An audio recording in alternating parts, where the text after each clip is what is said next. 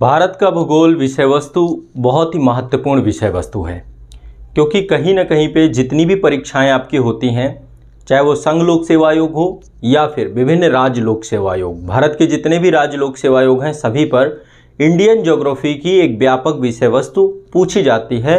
हर बार Indian geography Atlas से question पूछे जाते हैं। मेरा प्रयास रहेगा आपके इस पर्टिकुलर सेशन पे या जो भी क्लासेस आपकी इस पूरे बैच में होंगी इंडियन ज्योग्राफी एटलस में, मैं आप सभी को बहुत बारीकी से पूरे भारत का भ्रमण करवाऊंगा, पूरे भारत की सभी जानकारी दूंगा, कंप्लीट जानकारी। और ज़्यादातर प्रयास रहेगा कि मैं मैपिंग में आपकी पकड़ बहुत मजबूत करवा दूं।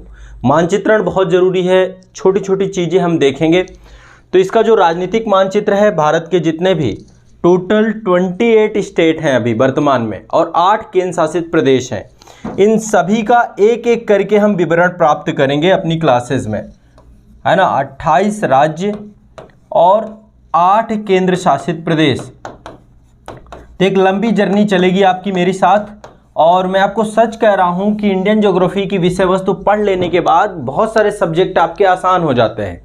मैंने वर्ल्ड ज्योग्राफी मैपिंग में भी यही काम करवाया है, उसी विषय को आगे बढ़ा रहा हूं इंडियन ज्योग्राफी मैपिंग के अंतर्गत। वर्ल्ड ज्योग्राफी मैपिंग में मैंने पूरे विश्व का भ्रमण करवाया आपको हर तरीके से, उसी तरीके से इंडियन ज्योग्राफी मैपिंग में भी मेरा प्रयास रहेगा कि आप अपने भारत को, अपने देश को बहुत अच्छे से जानें, बहुत बारीकी से जानें, हर विषय वस्तु को जानें, इसके राजनीतिक स्वरूप को जानें और राजनीतिक के साथ साथ जो प्राकृतिक विविधता है, जो जैव विविधता है, इस पर्टिकुलर विषय वस्तु को आप जानने का प्रयास करें। हमारे देश में जो संसाधन है, जो रिसोर्सेज हैं, चाहे वो ऊर्जा संसाधन हो, चाहे वो खनिज संसाधन हो, चाहे वो किसी भी प्रकार के संसाधन हो, है ना, जैसे एग्रीकल्चर हो गया, इंडस्ट्री को लेकर के जो काम किया गया है, परिवहन क्षेत्र को लेकर के जो काम किया गया है, जो आपका सूचना और संचार तकनीकी को लेकर के काम किया गया है, भारत में जहां पर भी कोई भी चीज़, कोई भी महत्वपूर्ण विषय वस्तु जो आपकी एग्जाम में पूछी जाती है, महत्वपूर्ण संस्थान, इन सभी विषयों को समझने का व्यापक प्रयास करने वाले हैं इंडियन ज्योग्राफी के इस व्यापक विषय वस्तु और बड़े सेशन पे। मैं आप सभी को, आपके भारत को आपके जहन में भर दूंगा, आपके आत्मा में भर दूंगा, इतना आपको याद करवा दूंगा।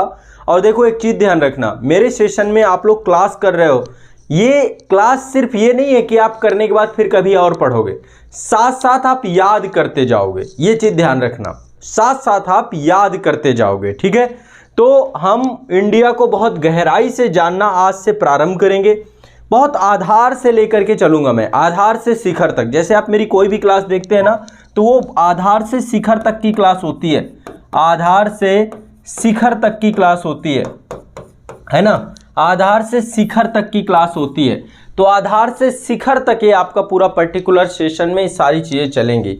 तो आप सभी जितने भी छात्र हैं, सभी का इस पूरे प्लेटफॉर्म पे मोस्ट वेलकम है। और मैं आप सभी को अब व्यापक तरीके से आज से ही क्लास चालू कराऊंगा। देखिए, यदि आपको इंडियन ज्योग्राफी हो, वर्ल्ड ज्योग्राफी हो, कोई भी विषय वस्तु को आपको हमेशा अपने मस्तिष्क में रखना है, इसको अपने जहन में रखना है। आप रटिए मत, आपको बस इससे काम जरूर करना है। मैं इसी से काम कराऊंगा। 99% हम एटलस के थ्रू काम करेंगे, एटलस देखेंगे। एटलस से बड़ा महत्वपूर्ण चीज़ कुछ है ही नहीं। एटलस का महत्व ही आपको सब कुछ करवाएगा। इसलिए आपको ये ध्यान रखना पड़ेगा कि एटलस को लेकर के किसी तरीके की कोई भी आप कोताही ना बरतें, एटलस को लेकर के आप किसी भी तरीके से गैर जिम्मेदाराना पन्ना बरतें। तो हम सिर्फ एटलस पे काम नहीं करेंगे, बल्कि एक एक तथ्य को, एक एक आंकड़े को, एक एक डेटा को आपके मस्तिष्क में भरता चला जाऊंगा मैं, ठीक है।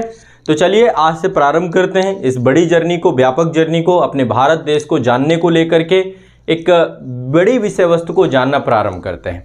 तो आज एक तरीके से इंट्रोडक्टरी सेशन है। इंडिया को हम लोग समझेंगे, उसके राजनीतिक मानचित्र को समझेंगे, कुछ तथ्यात्मक जानकारी को समझेंगे, सभी चीज़ों को देखेंगे और सब कुछ एटलस के माध्यम से देखेंगे। तो आप सभी अपना एटलस ओपन कर लीजिए, जितने भी छात्र हैं सभी लोग अपना एटलस ओपन कर लीजिए, सभी छात्र अपना एटलस ओपन कर लीजिए, ठीक है।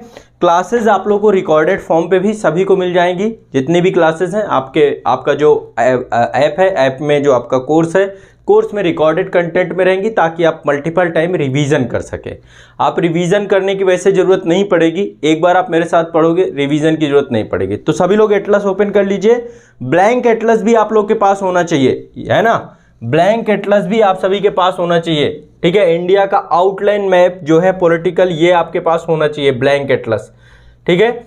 आज़ाद IAS एकेडमी या फिर जो हमारे अन्य जितने भी एप्लीकेशन हैं सभी पे, आज़ाद IAS एकेडमी पे ये मैं आपको पब्लिश करवा दूंगा। आउटलाइन मैप देख रहे हो, ये आउटलाइन मैप है। वहाँ पे जो फ्री स्टडी मटेरियल वाला ऐप का सेक्शन है, आज़ाद IAS एकेडमी में फ्री स्टडी मटेरियल वाला जो सेक्शन है वहाँ पर ये आपको मिल जाएगी, ये PDF आप लोग वहाँ से ले भी सकते हैं। आपको वहाँ से आप इसको लेके प्रिंट आउट करवा लीजिएगा, ठीक है। आउटलाइन मैप है ये आपका। तो ये, और या तो आप कट एंड ड्रॉ ले लीजिए, कट एंड ड्रॉ भी आता है, ठीक है। azadpublication.com, www.azadpublication.com में आप जाइए या फिर वहाँ पे कॉल कर लीजिए, व्हाट्सअप कर लीजिए, आपको कट एंड ड्रॉ मिल जाएगा। आपको स्टडी टुडे पब्लिकेशन का एटलस मिल जाएगा। एटलस में भी मैंने आपको स्टडी टुडे पब्लिकेशन का एटलस बताया है।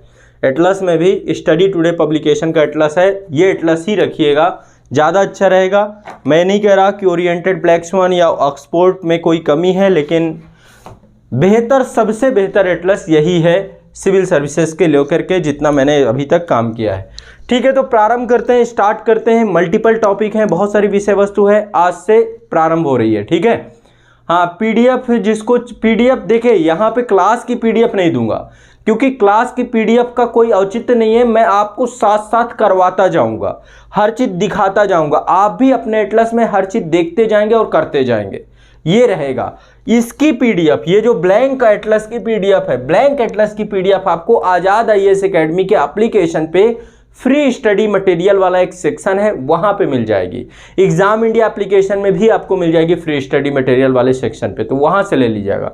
हाँ, ब्लैंक का मिल जाएगा, बाकी कुछ नहीं मिलेगा, ठीक है। चलो स्टार्ट करते हैं, शुरू करते हैं, ठीक है। याद करते हुए जाना है और साथ साथ बनाना है। इंडियन ज्योग्राफी से सबसे ज्यादा क्वेश्चन आते हैं मैपिंग वाले सेक्शन से। मैपिंग बहुत मजबूत करना है, हमें बहुत स्ट्रांग करना है। जैसे मैंने वर्ल्ड ज्योग्राफी में आपकी मैपिंग मजबूत कर दी है, वैसे अब इंडियन ज्योग्राफी की मैपिंग भी आपकी मजबूत होने वाली है।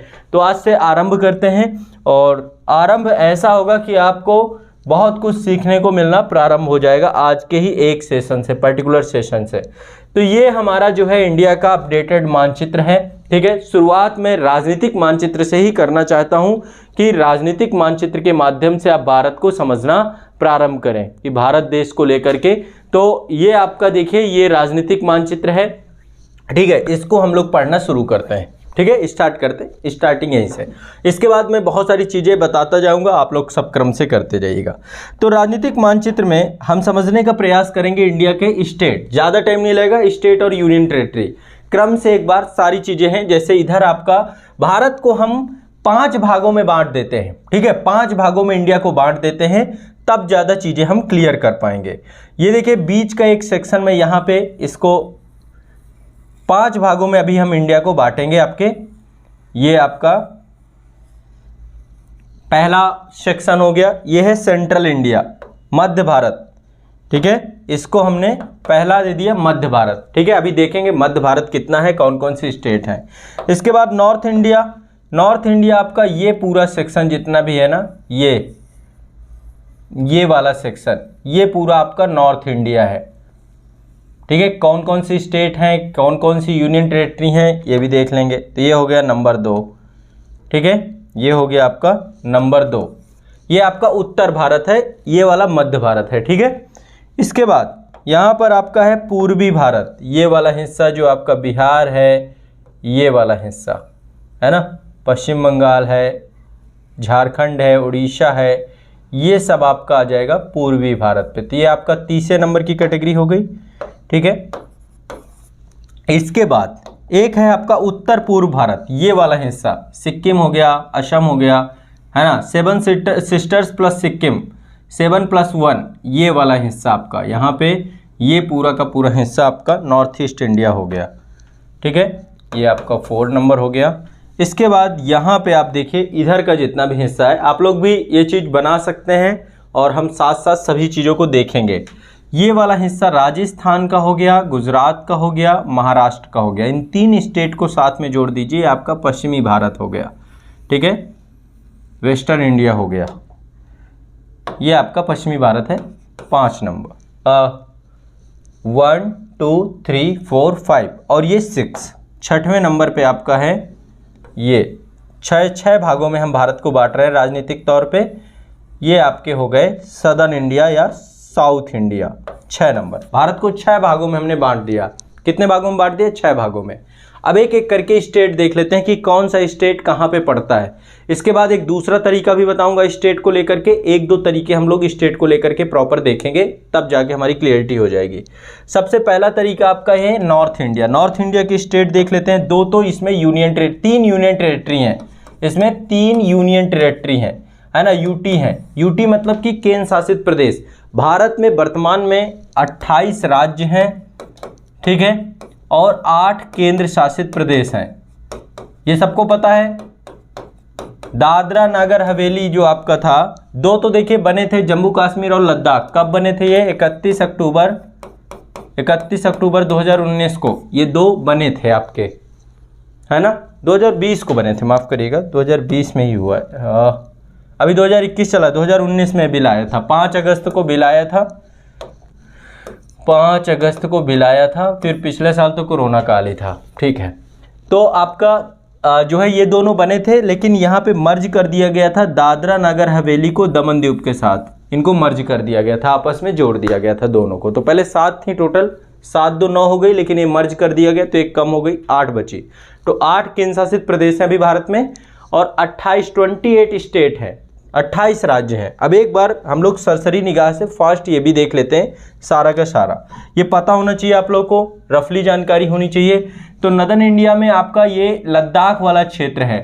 अब लद्दाख वाले क्षेत्र में एक चीज़ ध्यान रखिएगा, इंडिया के मैप को यदि आप गूगल में सर्च करेंगे, कहीं भी सर्च करेंगे, तो बहुत सारा हिस्सा पाकिस्तान में दिखाता है, खासकर ये लद्दाख और कश्मीर वाला क्षेत्र है।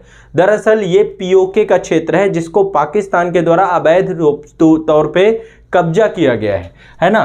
पाक अधिकृत कश्मीर, अभी चुनाव थे इसमें, इस क्षेत्र में चुनाव थे, और एक यहाँ पे भी खतरा मंडरा रहा है। आपको पता होगा इस क्षेत्र में एक खतरा मंडरा रहा है बहुत बड़े स्तर का।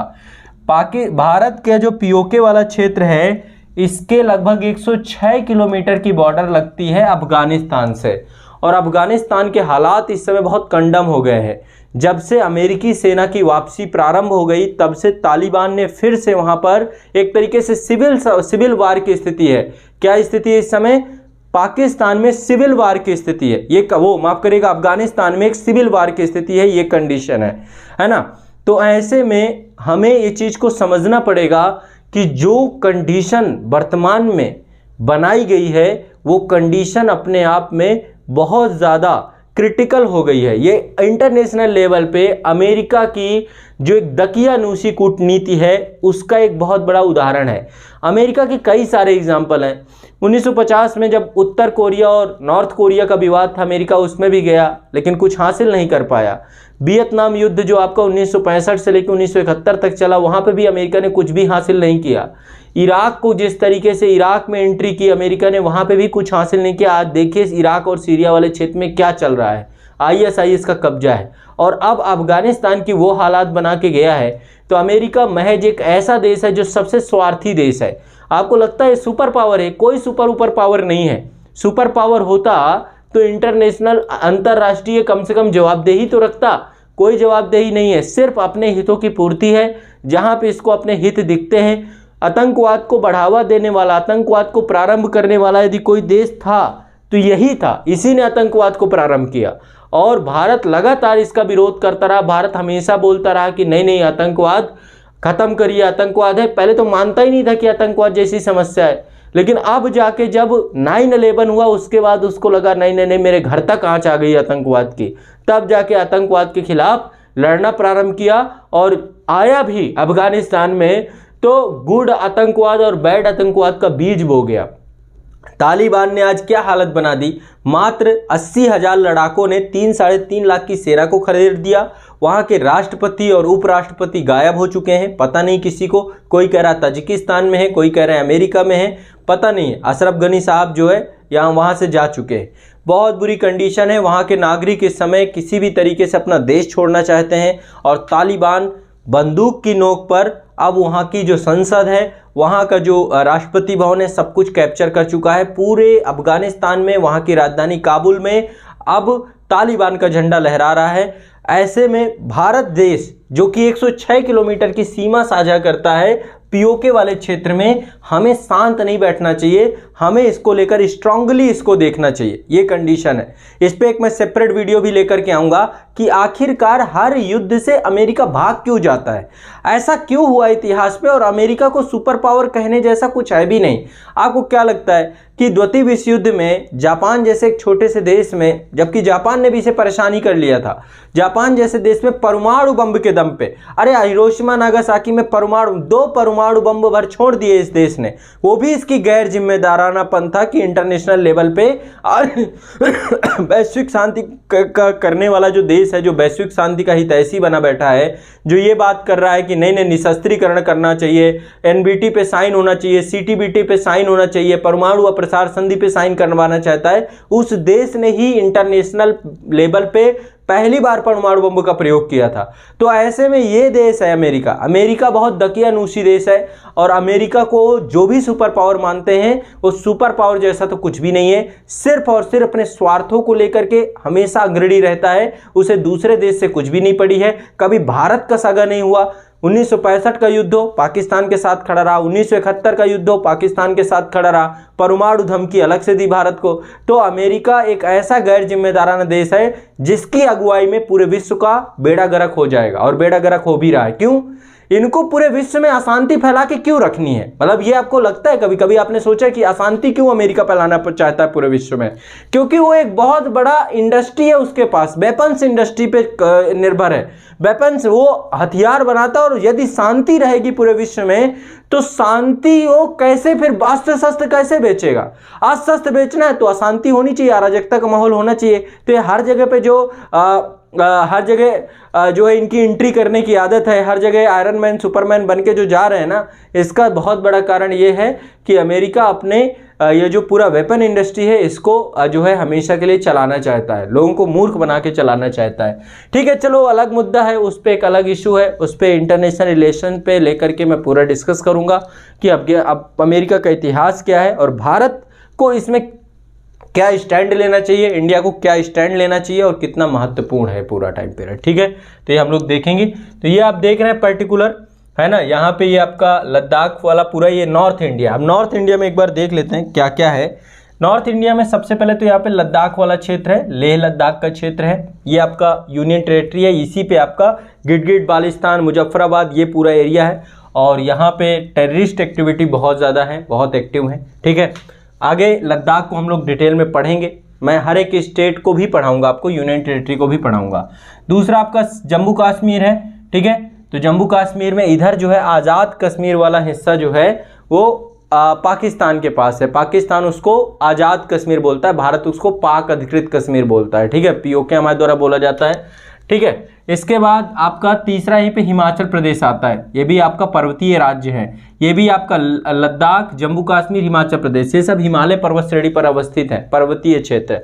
हिमाचल के जस्ट नीचे पंजाब जो है आपका मैदानी क्षेत्र है, सतलुज का मैदान है ना, सतलुज नदी आती है ना आपकी यहाँ से, चाइना से निकल के मानसरोवर के पास से है ना, यहाँ से निकलती है सतलुज नदी राकस ताल से, और वहाँ से निकलने के बाद जो है सीपी किला दर्रे से प्रवेश करती है हिमाचल प्रदेश में, और फिर आपका पंजाब में आती है, फिर पाकिस्तान चली जाती है। ठीक है, तो ये जो है आपका पंजाब हो गया पूरी तरीके से, ये आपका मैदानी क्षेत्र है। ठीक है, हरा भरा क्षेत्र है। आज पंजाब के किसानों की दुर्दशा है, आज देख रहे हैं किस तरीके से सरकार जो एक चुनी हुई सरकार है किसानों की नहीं सुन रही है ना। हर किसान ने वोट दिया है, सबको ये लगा था कि हमारे प्रतिनिधि ऊपर बैठेंगे, हमें सुनेंगे, और सबसे बड़ी बात है कि देश के नागरिक भी जो है ना कहीं पे बहुत सारे स्तर पे सपोर्ट नहीं कर रहे हैं अभी भी। ठीक है, तो ये आपका पूरी तरीके से पंजाब का क्षेत्र हो गया। मैदानी क्षेत्र में आपका हरियाणा भी है, यहाँ पे हरियाणा भी जो आपका है ये भी पूरा का पूरा मैदान है, उत्तर भारत के मैदान के अंतर्गत आता है पंजाब हरियाणा। उत्पादकता के क्षेत्र में बहुत ज़्यादा है, एग्रीकल्चर सेक्टर यहाँ पे बहुत डेवलप्ड है। और एक चीज़ और आपको ध्यान रखना चाहिए, पहले ये दोनों एक ही थे, लेकिन फिर इनका आगे चल के भविष्य में विभाजन हो जाता है। 1960 में इसको विभाजित कर दिया जाता है भाषा के आधार पे, पंजाबी और हिंदी भाषा के तौर पे विभाजित हो जाता है ये। ठीक है, उत्तर भारत में तो ये आपका लद्दाख हो गया, जम्मू कश्मीर हो गया, हिमाचल प्रदेश हो गया। यहाँ पे एक पर्वतीय राज्य और है उत्तराखंड, उत्तराखंड ये भी आपका पर्वतीय राज्य है, तो ये भी पर्वतीय है। ठीक है, लद्दाख जम्मू कश्मीर हिमाचल प्रदेश और उत्तराखंड ये आपके 4 पर्वतीय राज्य हैं। ठीक है। कहाँ पे? उत्तर भारत में 4 पर्वतीय राज्य हैं और 3 मैदानी राज्य हैं। 3 मैदानी में एक पंजाब हो गया, दूसरा आपका हरियाणा हो गया और तीसरा आपका उत्तर प्रदेश हो गया। ये आपके मैदानी राज्य हैं, उत्तर प्रदेश के मैदान का हिस्सा है। तो उत्तर भारत के मैदान में पर्वत भी हैं और मैदान भी है। क्लियर है, स्पष्ट है, सबको समझ में आ रही चीज़ें? बहुत आसान है, कुछ नहीं है। तो ये आपको 7 यहाँ पे एंटिटी यहाँ पे मिल गई। 7 में पहला लद्दाख है, दूसरा जम्मू कश्मीर, तीसरा हिमाचल प्रदेश, चौथा उत्तराखंड, फिर इसके बाद पंजाब, हरियाणा, उत्तर प्रदेश। तो 7 तो यहाँ पे हो गए नदर इंडिया में, उत्तर भारत में 7 हो गए, जिसमें से 2 केंद्र शासित प्रदेश, ठीक है, माफ करिएगा, एक और है, दिल्ली भी है हमारा, राष्ट्रीय राजधानी क्षेत्र दिल्ली भी यहीं पर है, उत्तर प्रदेश और हरियाणा की बॉर्डर पर अवस्थित है। तो 8 हो गए टोटल। कितने हो गए यहाँ पे? 8 हो गए, ठीक है। 8 एंटिटी हो गई, जिसमें 3 केंद्र शासित प्रदेश हैं प्लस 5 राज्य हैं। ये आपका है उत्तर भारत के जो राज्य हैं, है ना, जिनको हम नदर्न इंडिया कहते हैं। ये आपका हो गया टोटल। क्लियर है, स्पष्ट है सभी को? क्लियर है कि नहीं है? राजस्थान आपका पश्चिमी भारत है एक तरीके से। राजस्थान, गुजरात, महाराष्ट्र, 3 स्टेट को हम पश्चिमी भारत के तौर पे देखते हैं, ठीक है। समझ में आ रहा है सभी को ना? क्लियर है ना, स्पष्ट है? किसी को कोई कंफ्यूजन तो नहीं है? तो ये हो गया आपका उत्तर भारत। हाँ, सब लोग देखते जाइएगा। चंडीगढ़, हाँ चंडीगढ़ वो तो राजधानी है, उसको भी जोड़ लेते हैं। हाँ, उसको भी जोड़ ही लेते हैं, माफ़ कीजिएगा, यहाँ पे आपका चंडीगढ़ है। तो ये हो गए 9। संख्या बढ़ा लो भाई, संख्या बढ़ा लो, और आप लोग बता दीजिए 9। तो जिसमें से 4 केंद्र शासित प्रदेश है और 5 आपके राज्य हैं। 4 + 5 टोटल 9 है। हाँ, यहाँ पे चंडीगढ़ भी है, यहाँ पे दिल्ली भी है, और ये लद्दाख भी है, और ये आपका जम्मू कश्मीर है। ये 4 यूटी हो गए, ठीक। क्लियर है, स्पष्ट है? चलिए अब आगे बढ़ते हैं थोड़ा सा पश्चिमी भारत में। अब इनकी सबकी राजधानी आप लोग को पता है। लद्दाख की राजधानी लेह है, ठीक है। जम्मू कश्मीर की राजधानी जम्मू और श्रीनगर, 2 राजधानियां हैं, ग्रीष्मकाल में जम्मू और शीतकाल में, वो माफ करिएगा, शीतकाल में जम्मू और ग्रीष्मकाल में श्रीनगर। हिमाचल प्रदेश की भी 2 राजधानियां हैं, शिमला और धर्मशाला। 2 राजधानियां हैं, शिमला और धर्मशाला। उत्तराखंड की भी 2 राजधानियां हैं, एक आपका है देहरादून और दूसरा है गैरसैंण, है ना। 2 राजधानियां, गैरसैंण और जोशीमठ के पास है आपका गैरसैंण। तो गैरसैंण और आपका जो है देहरादून, 2 राजधानियां उत्तराखंड की हैं। तो लद्दाख की राजधानी लेह, जम्मू कश्मीर की राजधानी जम्मू और श्रीनगर, हिमाचल प्रदेश की राजधानी शिमला और धर्मशाला, इसके बाद उत्तराखंड की राजधानी देहरादून और गैरसैंण, ठीक है। क्लियर है, स्पष्ट है? गैरसैंण भी देहरादून को ग्रीष्मकालीन, शीतकालीन बना रखा है, गैरसैंण को ग्रीष्मकालीन बना रखा है, ठीक है। ठीक है, तो ये हो गया आपका, स्पष्ट है। इसके बाद पंजाब और हरियाणा की एक ही राजधानी है चंडीगढ़, दोनों को मिला के एक ही राजधानी है चंडीगढ़। उत्तर प्रदेश की हमारी एक ही राजधानी है लखनऊ, और नई दिल्ली की राजधानी है नई दिल्ली, न्यू दिल्ली, ठीक है। तो ये हो गई आपकी, अभी पॉलिटिकली थोड़ा सा आपको इतनी समझ डेवलप हो जानी चाहिए। अब आगे आते हैं हम लोग पश्चिमी भारत में। पश्चिमी भारत में आपका राजस्थान है, गुजरात है और महाराष्ट्र है, ठीक है। ये आपके हो गए पश्चिमी भारत, ठीक है। यहाँ पे भी कई सारी देखो एंटिटी हैं, जैसे यहाँ पे आपने पर्वत और मैदान देखे थे ना, यहाँ पे मरुस्थल है, राजस्थान में मरुस्थल है, ठीक है, विशाल थार का मरुस्थल है, ठीक है। और जो आपका गुजरात है, यहाँ पे दलदली प्रदेश है, रन ऑफ कच्छ है, कच्छ का रण है ना, दलदली प्रदेश है, कच्छ वाला क्षेत्र जो आपका है, दलदली प्रदेश, नमकीन प्रदेश, ठीक है। तो यहाँ पे आपका कच्छ, ये भी एक अलग एंटिटी है। इसके बाद जो महाराष्ट्र वाला क्षेत्र है, महाराष्ट्र, और देखो इनके साथ तट भी है, गुजरात के साथ भी तटीय प्रदेश है, महाराष्ट्र के साथ भी तटीय प्रदेश है। और इसके बाद जो महाराष्ट्र है आपका, यहाँ पे पर्वतीय प्रदेश है, यहाँ पे बहुत सारी पर्वत श्रेणियाँ भी हैं, छोटी छोटी पर्वत श्रेणियाँ, अजंता पर्वत श्रेणी, सतमाला पर्वत श्रेणी, है ना, बहुत सारी पर्वत श्रेणियाँ हैं, ठीक है।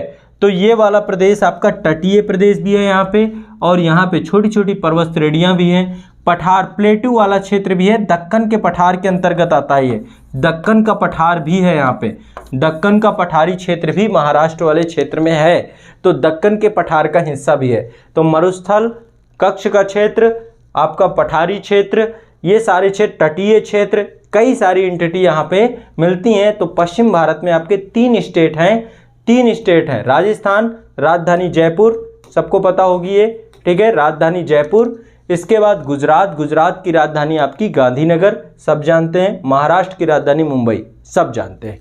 नागपुर भी कहते हैं, दूसरी राजधानी महाराष्ट्र की नागपुर भी है, ठीक है।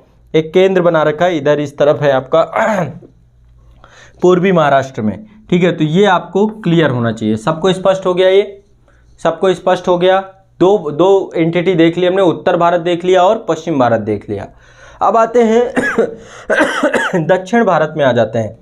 दक्षिण भारत में ये आपका पूरा दक्षिण भारत है, ठीक है।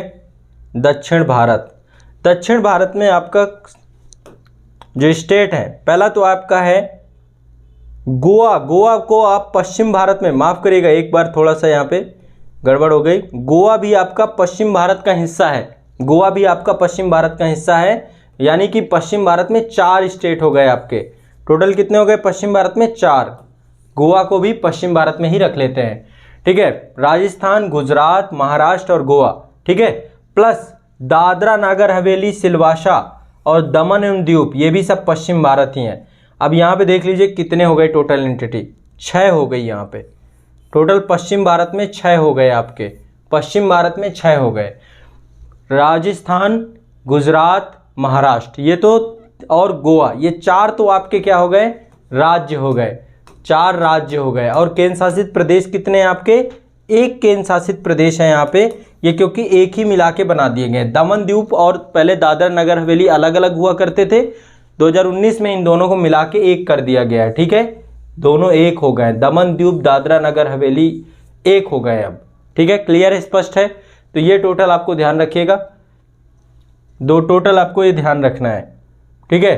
+1 इक्वल टू आपके 5 एंटिटी यहाँ पे हैं आपकी पश्चिमी भारत में। अब हम लोग ये वाला हिस्सा पूरा का पूरा देखते हैं, दक्षिण भारत का, सदर्न इंडिया का।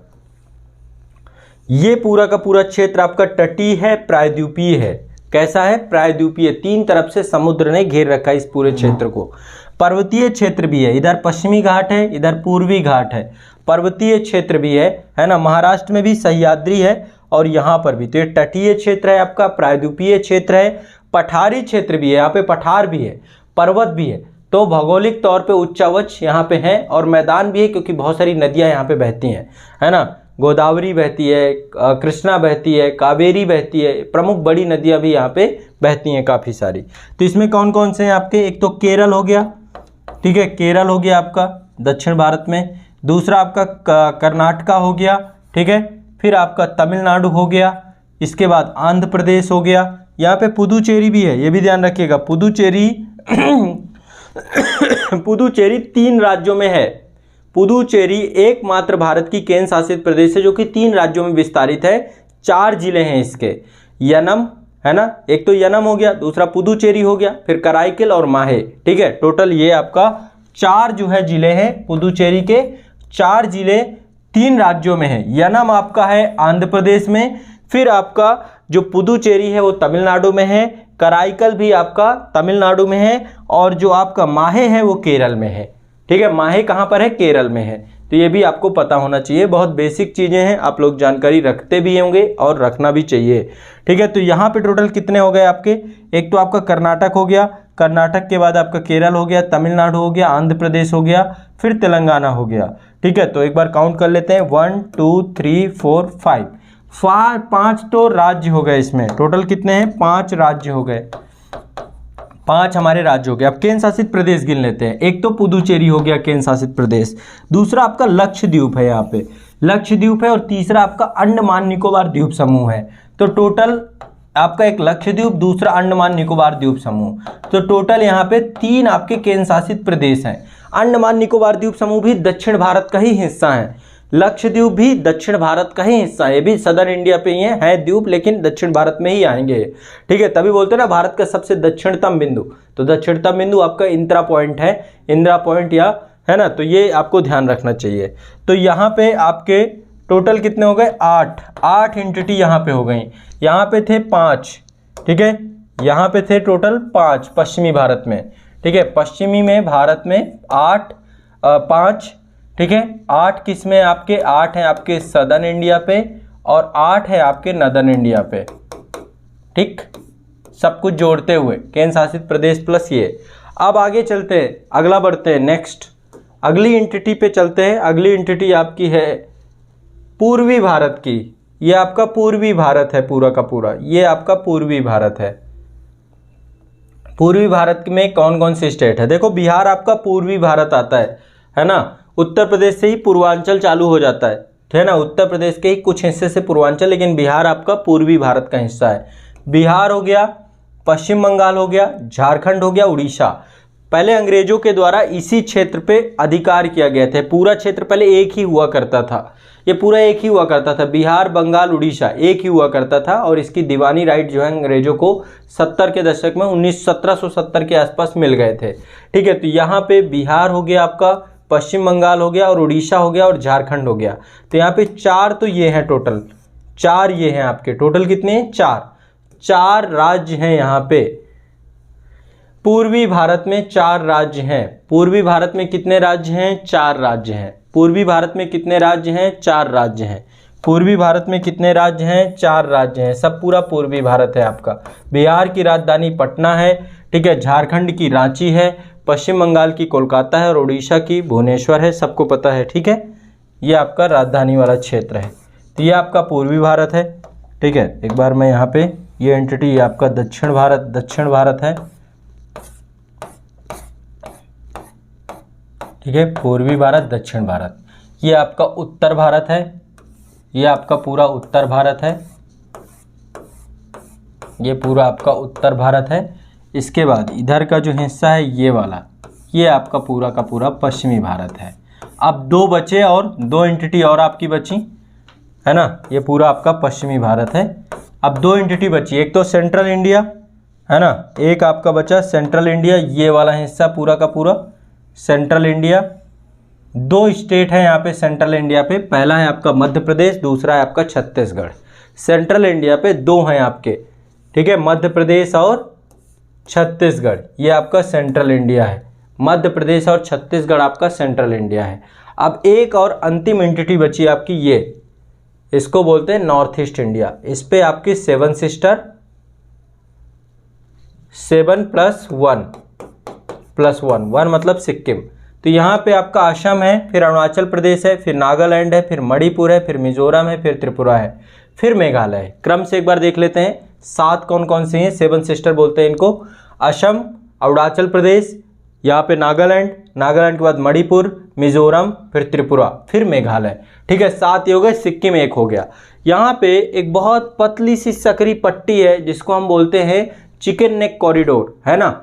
यहाँ पे सिलीगुड़ी कॉरिडोर भी उसे बोला जाता है। इसी हिस्से से लगभग 32 किलोमीटर की दोनों की, मैं एक बार दिखा देता हूँ आप लोगों को।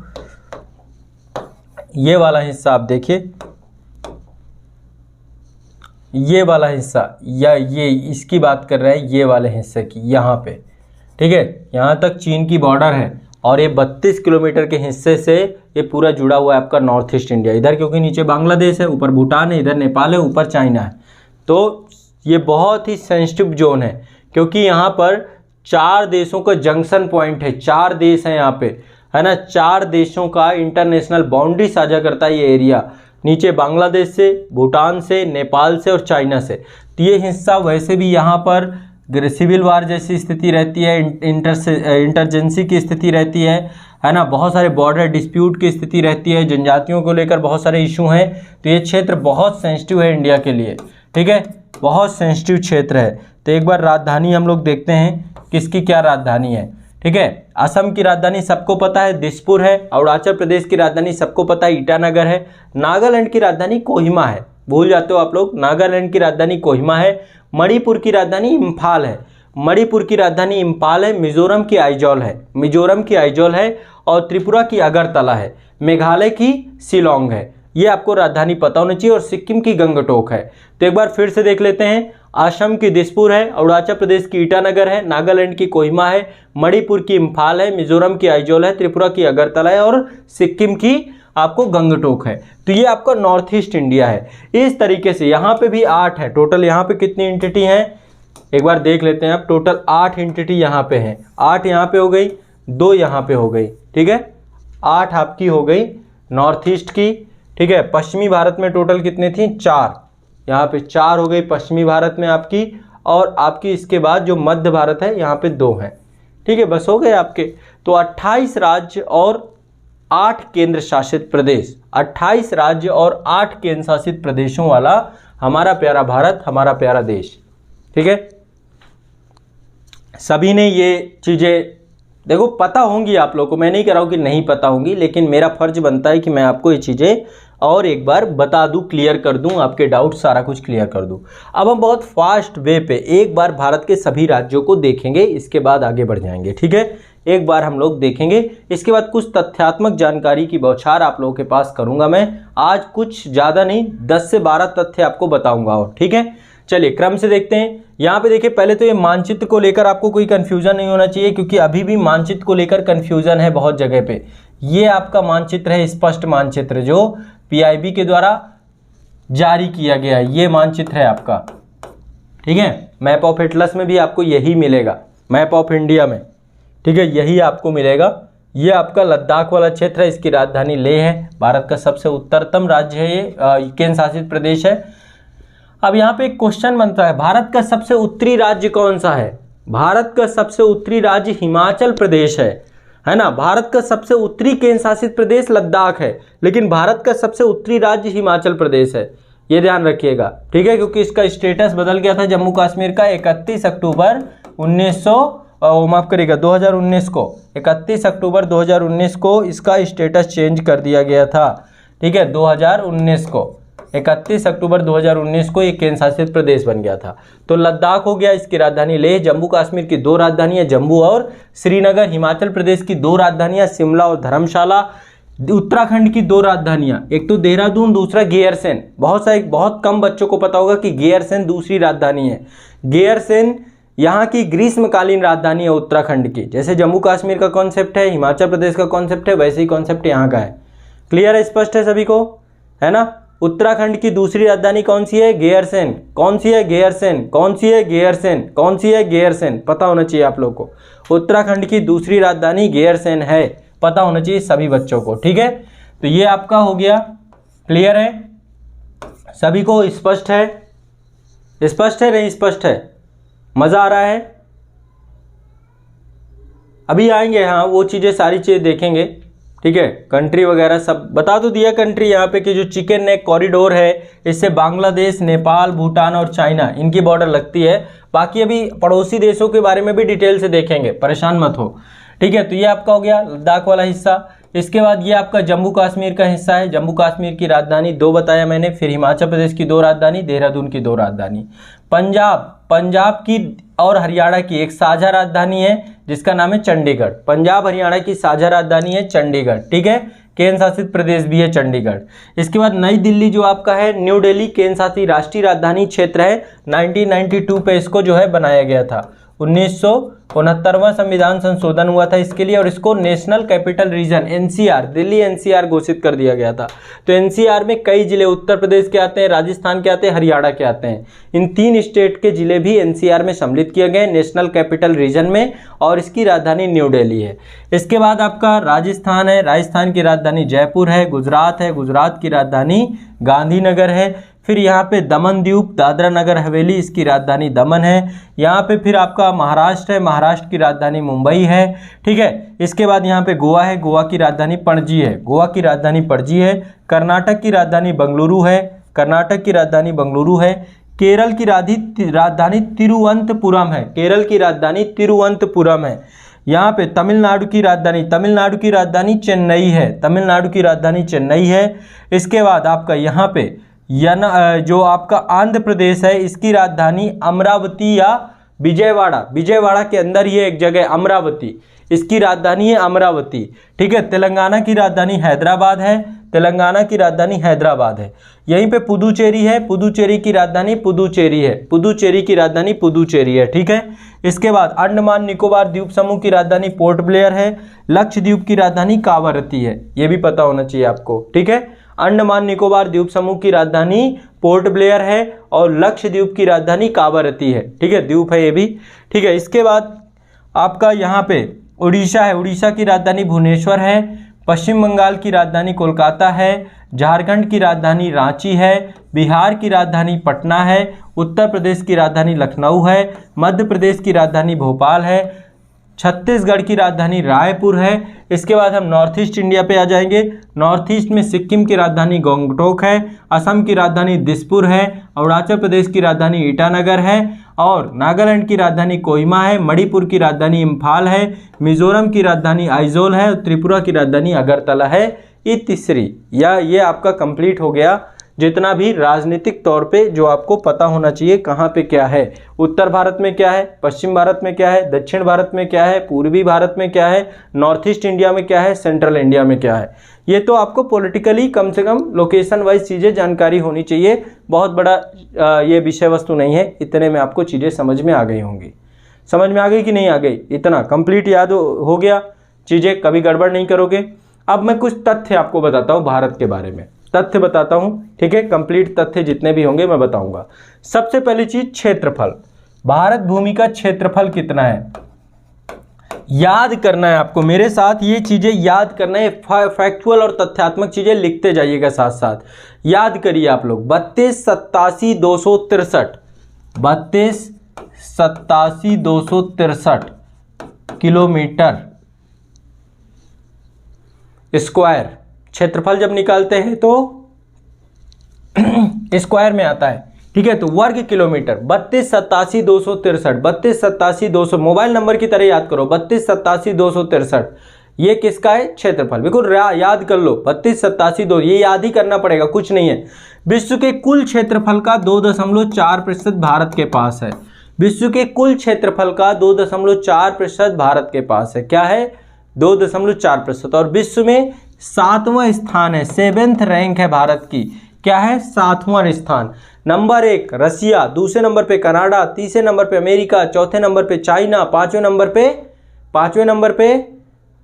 नंबर पे ब्राजील, छठवें नंबर पे ऑस्ट्रेलिया, 7वें नंबर पे भारत है आपका क्षेत्रफल के आधार पे। फिर एक बार देखते हैं। नंबर 1 रसिया, दूसरे नंबर पे कनाडा, तीसरे नंबर पे अमेरिका, चौथे नंबर पे चाइना। फिर से एक बार देखते हैं। रसिया, कनाडा, अमेरिका, चाइना, फिर इसके बाद ब्राज़ील, फिर ऑस्ट्रेलिया, ऑस्ट्रेलिया के बाद आपका भारत। तो 7th रैंक है वर्ल्ड में क्षेत्रफल के आधार पे। 7th रैंक है वर्ल्ड में क्षेत्रफल के आधार पे। 3287,267 वर्ग किलोमीटर विश्व के कुल क्षेत्रफल का 2.4%। कितना है? 2.4%। रट लो इस बात को। अब बात करते हैं जनसंख्या। तो 2021 के आंकड़े अभी नहीं आए हैं, 2011 के आंकड़े हैं हमारे पास। तो 2011 के आंकड़ों के हिसाब से भारत की जो जनसंख्या है 121 करोड़ की जनसंख्या है। 121 करोड़ 121 100। अब 1 अरब 21 करोड़ 5 लाख 1 अरब 21 करोड़ 5,69,573 ये आपकी पूरी आबादी है भारत की। देख रहे हो कितना बड़ा डिजिट है। क्षेत्रफल लगातार कमी है, क्षेत्रफल नहीं है ज़्यादा, लेकिन जनसंख्या लगातार गतिशील है, बढ़ रही है। आप लोग का भी योगदान होगा इस जनसंख्या को बढ़ाने में, ठीक है। 1 अरब 21 करोड़ याद कर लीजिए इसको। 1 अरब 21 करोड़ 69,69,000 याद करने की जरूरत नहीं है, लेकिन फिर भी पता होना चाहिए। 1 अरब 21 करोड़ 5,69,573 ये आपको याद होना चाहिए, ठीक है। ये आपकी क्या है? टोटल, ये आपकी टोटल जनसंख्या है। यह आपकी टोटल जनसंख्या है। क्या है? टोटल जनसंख्या। ये आपका टोटल क्या है? क्षेत्रफल है। ये आपका क्षेत्रफल है, ये आपकी जनसंख्या है। पता होना चाहिए, बिल्कुल रट लो इस बात को, ठीक है। विश्व के कुल जनसंख्या का 17.5% भारत के पास है। कितना है? 17.5%। और विश्व में भारत दूसरा स्थान है चीन के बाद। पहले नंबर पे चीन, दूसरे नंबर पे भारत, तीसरे नंबर पे इंडोनेशिया, ठीक है। ये आपको तीसरे नंबर पे अमेरिका, चौथे नंबर पे इंडोनेशिया आता है। अमेरिका तीसरे नंबर पे है आबादी के हिसाब से, लेकिन अमेरिका की आबादी बहुत कम है, ठीक है। फिर से एक बार देखते हैं। नंबर 1 वो क्षेत्रफल के आधार पे क्षेत्रफल है 3287,263। यहाँ पे जनसंख्या थी 2011 की जनगणना के अनुसार 1 अरब 21 करोड़ 5,69,573। ये टोटल आपकी आबादी थी। इसके बाद ये आपका 17.5% आपकी टोटल आबादी थी। विश्व की कुल आबादी का 17.5% भारत में निवास करता है। तो देख लो क्षेत्रफल कितना है? 2.4 और आबादी कितनी है? 17.5। अब इसी से आइडिया लगा सकते हो आप लोग कि भारत की स्थिति क्या होगी। समझ रहे हो ना? समझ रहे हो नहीं समझ रहे हो? समझ रहे हो? भारत उत्तरी गोलार्ध में अवस्थित है। भारत कहाँ पे अवस्थित है? उत्तरी गोलार्ध पे। ये आप पृथ्वी है आपकी, अर्थ है, यहाँ पर ये विषुवत रेखा है, ये आपकी प्रधान मध्याह्न रेखा है। तो भारत जो है विषुवत रेखा के उत्तर में अवस्थित है, यहाँ पे अवस्थित है भारत। ये क्योंकि आपकी जो विषुवत रेखा है भारत को दो गोलार्धों में बांटती है, उत्तरी गोलार्ध दक्षिणी गोलार्ध। और ये जो आपकी मानक मध्याह्न रेखा है या फिर कह सकते हैं प्रधान मध्याह्न रेखा, ये आपको भारत को दो गोलार्धों में बांटती है, पश्चिमी गोलार्ध और पूर्वी गोलार्ध। तो भारत उत्तरी और पूर्वी गोलार्ध पे अवस्थित है। भारत उत्तरी पूर्वी गोलार्ध पे अवस्थित है। भारत उत्तरी पूर्वी गोलार्ध में अवस्थित है। कहाँ पे अवस्थित है? उत्तरी गोलार्ध पे, नॉर्थ हेमिस्फीयर पे और ईस्टर्न हेमिस्फीयर पे, उत्तरी और पूर्वी गोलार्ध में अवस्थित है। कोई दिक्कत तो नहीं है? स्पष्ट है, क्लियर है कि नहीं क्लियर है? बताइए, स्पष्ट है कि नहीं स्पष्ट है? इतनी सी बात, ठीक है, कोई दिक्कत? तो भारत की अवस्थिति एशिया महाद्वीप में है, महाद्वीप के आधार पे एशिया महाद्वीप पे, और यदि हम गोलार्ध की बात करें तो उत्तरी और पूर्वी गोलार्ध पे। ठीक है, बताते जाना है, स्पष्ट करते जाना है आपको। अब बात करते हैं भारत की स्थलीय सीमा, यानी स्थल की सीमा टोटल कितनी है। स्थल यानी बहुत सारे देशों के साथ भारत सीमा साझा करता है। तो भारत की स्थलीय सीमा 15,106 किलोमीटर है, 15,106.07 किलोमीटर है। 15,107 किलोमीटर याद कर लो आप लोग, 15,106 किलोमीटर, यहाँ पे 7 है, 0.7 किलोमीटर। ये भारत की स्थलीय सीमा है। स्थल यानी कि चाइना से, पाकिस्तान से, बांग्लादेश से, म्यांमार से, है ना, जिनसे सीमा साझा, नेपाल से, भूटान से सीमा साझा कर रहा है ना भारत। तो 15,106.7 किलोमीटर ये टोटल हमारी कितनी है? स्थलीय सीमा। अब हमारी जलीय सीमा कितनी है? तटीय सीमा 7,516, ये भी याद कर लो, 7,516 किलोमीटर ये आपकी कितनी है? तटीय सीमा या जलीय सीमा, जितने में तट लगता है। ये आपका तट लगता है ना, बंगाल की खाड़ी है, अरब सागर है, हिंद महासागर है, ये पूरा हिस्सा लगता है इसमें। याद कर लो ये भी, ये सब तथ्य है, तथ्यों की बौछार अभी कर रहा हूँ मैं आप लोगों के साथ। क्षेत्रफल मैंने बताया 32,87,263, जनसंख्या बताया 1,21,05,69,573। इसके बाद मैंने आपको ये बताया 15,106 किलोमीटर स्थलीय सीमा, 7,516 किलोमीटर तटीय सीमा या जलीय सीमा, जल से सीमा साझा करने वाले। ठीक है, क्लियर है? समझ में आ रहा है कि नहीं आ रहा? ठीक है, तो आज के लिए इतना ही रखेंगे, आज के लिए इतना ही रखेंगे। ठीक है, कल के सेशन में मैं आगे ले चलूँगा आप लोगों को। अभी बहुत सारी चीज़ें हैं कल के, अभी भारत के बारे में, भारत के पड़ोसी देशों के बारे में, भारत की अवस्थिति विस्तार के बारे में, ऐसी बहुत सारे विषयों के बारे में पढ़ना है हमें। तो हर चीज़ आप लोग को डिटेल से मिलेगी, ज़बरदस्त पढ़ोगे, मज़ा आ जाएगा आप लोग को, बिल्कुल मज़ेदारी के तरीके से। कोई दिक्कत, कोई परेशानी, कोई समस्या तो नहीं आ रही? एटलस में प्रॉपर काम करते रहना है आप लोगों को। मिलते हैं